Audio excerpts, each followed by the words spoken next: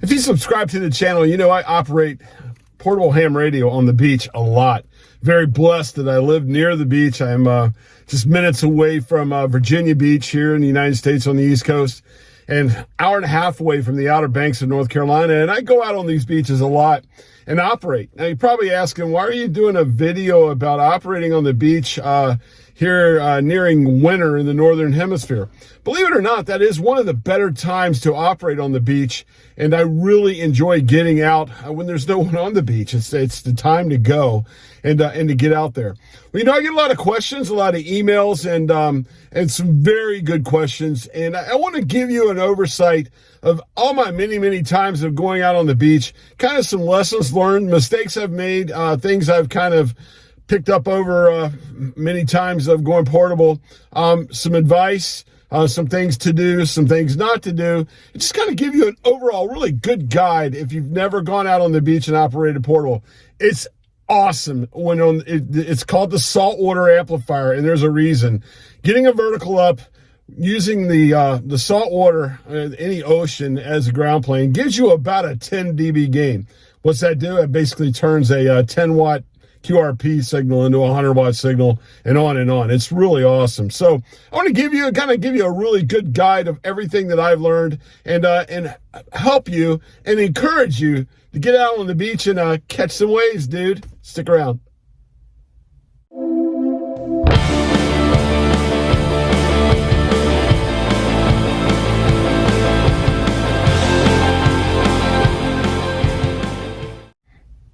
Let's start off with antennas. My favorite topic in ham radio anyway, but this won't be an antenna video, and we won't go over every antenna. But there is the antenna to use on the beach, and that is a vertical antenna. A vertical all day, every day. Takeoff angle, using that salt water as a ground plane, it makes sense. Now, hey, there's nothing wrong, and I've done it too. You can go out there with a dipole or an end-fed half wave and just, hey, you're getting an advantage of being within a wavelength or so of the ocean, and you're going to get you're going to get away from the noise. You're going to get some advantages there. But putting a vertical up next to salt water, you are going to be blown away if you've never done it before. I mean, if you follow me and subscribe to me, you've seen over the last couple years of me just making incredible contacts. I mean, I love the easiest thing to do, building an antenna is just a quarter wave ground plane for 20 meters. And I've talked 5 watts QRP, around the world with that. One of my favorites is a half-wave vertical for 20 meters that you can also use for 17, 15, 12, and 10 with a tuner. And I recently was out on the beach in the Outer Banks of North Carolina and made a 10 watt QRP to Australia in the morning. So that's one thing about it. But one thing you got to know though, when you're building antennas is poles. I mean, I've got the DX Commander. I have the smaller version, the 10 meter pole, but he makes the longer and the shorter one. This is more for packing and going. That's a good pole.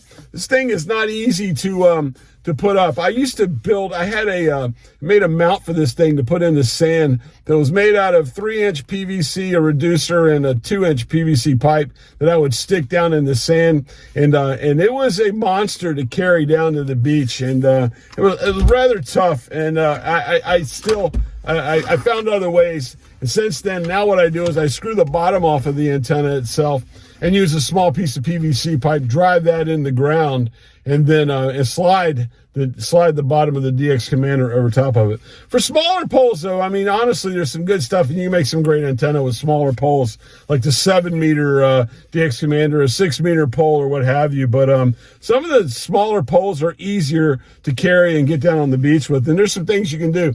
This one's called Tsunami. You can get these at Walmart if you live near salt water. It's a sand spike, and what these are for is for fishing, to put a fishing pole in fishing. I'm sure you can find these online, maybe Amazon or whatever. These things work great, but you got to really pay attention to the ID, the inside diameter of this, and the OD, the outside diameter of your pole. A lot of people go out, I'm going to get that for my DX Commander. It won't work. You really need to check it out and make sure they fit. Another thing you can do too, these are beach umbrella holders. I use these a lot. You can screw these down. These get a really good anchor in the sand, and you can put the antenna down in there. So if you're building them out of wire, building antennas out of wire, You need a pole, and that's the thing to do. Let's talk about wire. Don't overthink wire. Get cheap stuff. Think disposable. Think that you're going to use that wire maybe one time, twice tops. I mean, a lot of times I like to put mine in baggies and save them and use them again. Especially counterpoise wires, because they are probably going to get wet if you're on the beach. If you really want to get the advantage of dipping that counterpoise wire into the ocean there, definitely think cheap wire. Don't overthink it. Don't worry about what it's made of. Don't worry about corrosion or whatever. You might get 2 or 3 times use out of the wire. The wire is probably going to get thrown in the garbage or whatever. Don't overthink wire. Just get cheap and go. I use speaker wire. I love, I can get a 200 feet. It's basically a 100-foot roll of copper or copper such monster speaker wire, 16 gauge speaker wire from our here in the United States Walmart. And it's 100-foot of wire. You split it in half, you get 200 feet of wire. That's a lot of antennas there. So that's just like I said, don't overthink wire. Counterpoise wires. This is a lesson I learned, and don't make this mistake. You don't need to go out there and build a big ground plane and start thinking 4, 5, 6 counterpoise wires. I used to do that. You may even go back in some of my videos and see me trying to build a big ground plane. Lesson learned. All you need is one wire. If you're next to the ocean, you get that wire as close as you can to the ocean, and like just kiss the water with it. You've got a perfect ground plane. You don't need a bunch of counterpoise wires. One will do it. And I usually get one about 16 or 17 feet long, a little over 5 meters. What I will do is sometimes I get right at the edge of the water, because the surf will blow the counterpoise wire around a little bit. I'll tie a lead weight, a fishing weight on the end of it, and just throw it right there at the edge. The water's going to come in and out and go over it, but it keeps it there. It keeps it from washing up and washing ashore. Kind of keeps it stretched out, and you get a good wire. Other antennas, vertical antennas are what it's all about. I have coils. If you've seen me, I like my Wolf River coil. It's great for the beach. I've used it quite a few times with just a little collapsible Manpack whip on that. It works well. One of my favorites is the Slidewonder DX. This is made in the UK, and I just love how small this is. We'll get onto that subject too. Small is better when going to the beach. But yeah, I love this, and you can, like I said, all these usually have a 3/8 24 fittings on them. You can put them in. You can get a copper ground wire, drive it into sand, a mirror mount or truck mount, screw it in, put a vertical antenna up. Another really good one is just a 17-foot telescopic whip. I know I've used these a lot lately, and you've seen me out with them. They're great for the beach as well. Anything you can get in the air vertical and you can get close to the water, it's really what you want and what you need to do. Now, getting down, I just said smaller is better. Getting down to the beach is hard. I mean, it's a long walk sometimes to some beaches, and you got to go through a crowd of people. Also, if it is warm, you want a cooler with some drinks in it, other things, and getting to the beach is hard. So you want to go kind of as small as you can, and this is where what I usually do is I use a big blue painter's bucket, fill it up. This is a lesson learned. I used to get backpack and do everything else. The bucket sitting upright, put everything in it, and walk it down with a handle and go down to the beach. Then I get everything out, I flip it upside down, and there you go. My bucket is a wonderful place to put my radio on. Another thing I do have that I sometimes put in the bucket, I have a little collapsible folding stool, like a little outdoor seat. And I unfold that, and I can set my radio on that as well. You need to really keep the radio up off of the sand and away from the dampness if possible. And I use that, or simplest way ever, if you carry 2 beach chairs down, you sit in one beach chair. If you're by yourself, the other beach chair, you use it to sit your radio in and let it be the support for the radio, and put it up there as well.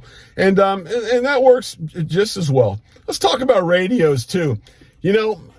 Cheaper is better. Smaller is better. This is a world where going on the beach is really where QRP excels. Like I said, you got a 10 dB gain. You get down there, you don't need a lot of power. So you want something as small as you can get with a small battery. You guys know, if you follow me, what my favorite radio is, my Xiegu G90. That's where radios like the Xiegu X5105, a little small radio. They really, they excel there. They're easy to carry and small. And that has its own internal battery. I use also on the beach. Listen, if you're going out on the beach with this, there's a high probability that you're going to get blown around the sand. I mean, I wouldn't go out on the beach with $1,000 rig. You know what? That's not what going portable on the beach is all about. You don't need to go down there with the nicest and the biggest and the best. I go on the beach, $150 USDX radio or whatever, the little red brick. I've had fun with that. This is where experimenting with lesser cost, lower cost radios is all about. And this is where, if you've got a nice rig, you don't want to ruin it. I get comments all the time. Oh my God, look at all the sand in the front of that radio. Yeah, that radio is a tank. I've been using it on the beach for 2 years, and it cleans up, guys. And don't worry about it. It's just sand. It's dirt. It's sand. And if you've got a radio that only costs you a couple $100 or $200 or $300, then you're not going to feel so bad about it. I'll be honest with you. I've got an FT. I recently got a Yaesu FT891, and I don't feel real good about going on the beach with that for what the money I spent on it. I have taken it on the beach, but I don't take it out there a lot. So yeah, think that when you're going to the beach, think about the probability of something happening. So you want to go down there with a cheap handheld rig. Maybe some people like the true USDX, something less expensive, inexpensive, because you're really going to, the sound, the waves, everything around you. You're not looking for perfect sound and perfect audio on your end. Yeah, you want your audio the other way to sound good. But it's not about the high-end transceivers. It's about doing something that a little bit inexpensive or less expensive, if you will. And you can get out there and do that and have a good time. But it's it really, if you can pack small, a little bit of wire, a pole, a way to put the pole up, nice little rig, and down to the beach you go. It really is. Now let's talk about the beach itself. I already said that summertime is not a good time actually to go. There's just too many people there. It's hard. I even tried to design an antenna where I could get way at the back of the beach, away from people, to operate portable, and it worked pretty well. The Coastal 20 antenna I did, but it's tough. It really is. So when fall comes, like or winter or spring, there are days that pop up. Well, if you want to do it and go to the beach, pay attention to the weather. You see a warm day coming, kind of plan your trip accordingly. I get out on the beach when it's 5, 6, 7 Celsius or in 40s, mid 40s to mid 50s are beautiful days to go on the beach. Just dress warmly, get out there and have a ball, because you're going to have a lot of space, a lot of time. That's when you want to experiment with some more elaborate antennas. That time of year is a much better time to operate on the beach for sure. Check the weather. I mean, honestly, when I say check the weather, I'm not just talking about temperature or rain. You need to pay attention to wind. Wind is not your friend when operating on the beach. There's so many days that look like they're going to be beautiful days, and the wind is just blowing, and it's so hard. It's hard to hear. You got, like I said, with your rig, you got sand going everywhere. Look for a day with low wind and when the wind's not so bad. Another thing to do before you go out, and what I try to do, is check the tides. If you know that if the tide is going in or out, if it's ebbing or flowing, I like to get out, and I'm a morning guy. I like to get up really, really early in the morning and get on the beach and beat other people to the beach and get everything set up. But also is check the tide, whether it's going in or out, because if you're going to have a counterpoise wire and you get down there, the tide's coming in, you set your antenna up as the tide's coming in, you're going to get up, and I've made this mistake. Oh no, here we go. Take everything down, move back a few meters or a few feet, put it back in, and then the tide's chasing you up the beach. A good time to go is just look and find out when the tide is going the other way. Kind of at high tide, when the tide's going back towards, it's already crested, you've already hit the high tide mark, and you're going the other way. That's the best time to get out on the beach, if you can do that. You can't always do that, but keep that in mind when you're putting the antenna up. You may have to move if the tide is coming in. It's something to really think about. People will ask you questions. always ask you questions. Some great questions. Some people want to learn about ham radio. They see you on the beach and then they sit there and watch you operate and see you talking to somebody on the other side of the world. They're really into it. They're like, this is awesome. Some people ask you some pretty silly questions. I think one of the most, I guess it wasn't that silly. I had a woman ask me if I was talking to whales. And I was like, what? She goes, are you talking to the whales? Well, she thought I was like an oceanographer or something that was tracking whales and they had tags on or something like that. So people are going to ask you a lot of questions. Be nice to them. Be an ambassador for ham radio and try to get them in and turn them on to the hobby and tell them how great sitting next to the ocean and your signal with ham radio, how great it is. And it's a really cool thing. It's like I said, I kind of enjoy it sometimes. Sometimes I'm in the middle of a QSO and I get a crowd around me. It can be a little frustrating, but have some patience and hang in there, man. Be an ambassador for the hobby for sure. But that's it. I just kind of wanted to go over a few things and kind of get you encouraged to get out there. Get on the beach. It is like having an amplifier. It is like 10 times the power of being on, inland. It really is. And if you don't believe me, just go back through the entire body of work I have here of videos of me on the beach. You'll see some pretty incredible QRP contacts with 5 watts, 10 watts, or what have you. And you can see what being next to the ocean and putting a simple antenna right next to the ocean is all about. If you're going on a trip, if you're planning a trip to like Hawaii, I mean, I've gone to Hawaii before and I tried to go minimal as possible. That wasn't too easy to do, but some things you can do is if you know there's a store there, you can pick stuff up. I built an antenna in Hawaii, and what I did was I went to the Walmart to build there was a Walmart on the island, and I bought like a painter's stick, a painter's handle, and a roll of duct tape, and I used that on a pole that I had, a little small 5-meter pole that I had in my suitcase, and taped it all together and got a vertical up there and worked the beaches of Hawaii. So if you're traveling and you're going to a resort area, look at that. Look at what you can get cheap and disposable there, because sometimes I travel a lot with equipment, and I've learned that lesson the hard way too. Sometimes you can overpack, bring too much, and it's a lot easier if it's something you can pick up for a few bucks and leave behind when you're done. That's the way to do it. If you're traveling and the weather doesn't cooperate, what I always do too is I always bring a little portable, inexpensive shortwave radio or medium wave radio with me. And if you got to go back to the hotel room, sit out on the balcony and spin around the dial and listen to some international broadcast shortwave, or do some DXing that way, or do some medium wave DXing. That's fun to do, especially if you're in an exotic land. You can listen to broadcast signals and see how well you can do there just listening in. Anyway, that's it. Like I said, I get out on the beach a lot, and I just wanted to kind of give you some advice because I get a lot of questions, and I just wanted to kind of give a complete overall, all the things you can do, things not to do, some lessons I've learned. I hope that helped you and will encourage you to get out and hit the beach, man. Hey, the waves are up. It's the solar cycle is up, and that's what it's all about. When I say coastal waves, I'm talking about those radio waves that are bouncing off the coast. So I encourage you to get out there, get out on the beach. One quick thing, I always get asked this one. Hey, well, how about if I go to the Great Lakes? It's fresh water. Yeah, you're probably going to have a good time. I'm not trying to discourage you from doing it, but it's all about the salt water. That's what you need to really get that boost and signal, that bit of gain. Anyway, I've rambled enough. Thanks for watching the video. Thanks for supporting the channel. If you'd like to, you can join the channel, and you don't have to. I appreciate a subscription and maybe a thumbs up and a like. But if you want to be a member, try to make it just a cheap hello to support the channel a little bit.